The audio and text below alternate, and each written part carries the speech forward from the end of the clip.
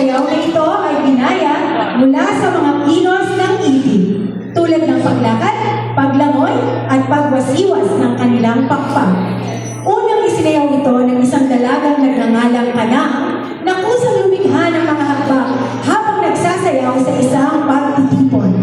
Dahil sa kanyang maganda at masiglang galaw na gaya ng itik, tinawag nila ito itik-itik. Ang aming kasuotan ay kasuotang balintawak, isang tradisyonal na pananamit ng mga Pilipina na karaniwang may alampay, tapis at palamuti ng mga bulaklak. Ang damit ng mga mananayaw ay mula